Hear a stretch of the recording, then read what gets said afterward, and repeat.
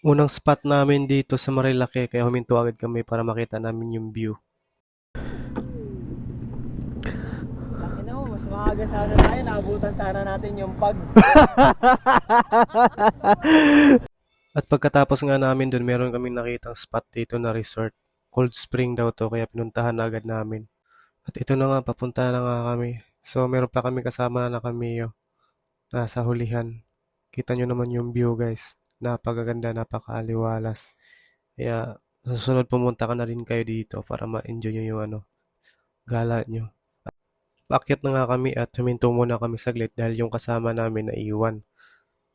Ito yung nakamiyo na kasama namin at ito nga, lumampas pa nga yung unggoy. Ayun, paakyat na tayo. Dito natin makikita kung gaano ba talaga to kaganda. Yung daan dito bago lang kasi itong mga resort dito is bago lang din. So, paakyat nga to nakikita nyo naman yung view. So, ayun mga tol, dito na nga tayo sa Hidden Resort na nakikita natin. Ito, try natin dito kung gaano kaganda ba talaga dito. At dito nga, gahanap na kami ng parking sa mga motor namin. Kung napapansin nyo, sobrang dami na rin pala dito mga tao. Mga riders na pumupunta para maligo lang din dito. At ayun, inumpisa na nga natin maligo. Sobrang daming tao dito guys, pero nandito kami sa dulo. Hindi na kami nagkuha ng table kasi nga mga barako lang naman kami.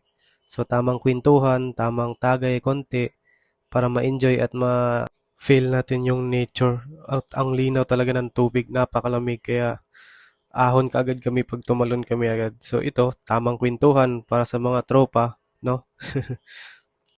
At pagkatapos nga namin maligo at ma-enjoy, pumunta naman kami dito sa tinatawag nilang 360-degree view. So napapansin nyo kabundukan, ang kabundukan na yan is yan yung tinatawag na Sierra Madre. At yung dito naman sa likod namin is yung dagat papuntang Real Quezon. So napakaganda talaga dito. At pwede kang mag-camping dito overnight. Napakaaliwalas ng hangin, napakaganda. Kaya perfect dito pang camping lalo na mga kaibigan nyo. So ano pang hinihintay nyo gar? Pumunta na kayo dito. Eh dito, yung takas namin, talagang sinulit namin. Correct. Kaya, yung 4 na araw na holy, yung weekend, kung hindi ka nakagalat, tangina hindi ka tao. Ano nga, nagkakapi lang kami oh. Pero yung view namin. So, look at that. Ay, ang galing. Nakakaano siya, Ang lalim ng binapalo. nakakatanggal siya ng stress. Ganun siya. Yung pagod mo sa pagmumotor, mawawala talaga. Tignan mo naman. Grabe nga no? Huh? Tapos nagkakapi ka dito sa oo. Ba? My goodness. Oh? Kaya gar, yung motor mo, wag ka puro linis. Paandarin mo na yung gar. Igala mo rin. Igala I-rides mo. Grabe. Pagkatapos nga namin magtambay at magkape at itong pahinga, yun, pauwi na tayo. So, ito lang masasabi ko. Napakasarap talaga sa feeling. At hindi mo makakalimutang spot na to. Grabe. Ang masasabi ko lang, ride safe sa ating lahat, mga riders. Ito talaga yung unang rides ko dito sa Marilake na never at never at never ko makakalimutan.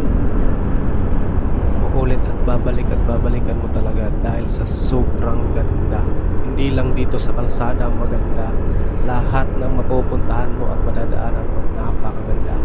Hindi mo talaga malilimutan ang experience na to. Kaya ride safe sa ating lahat at maraming salamat. Huwag kalimutang mag-follow, mag-share. Maraming salamat. Love you, babush.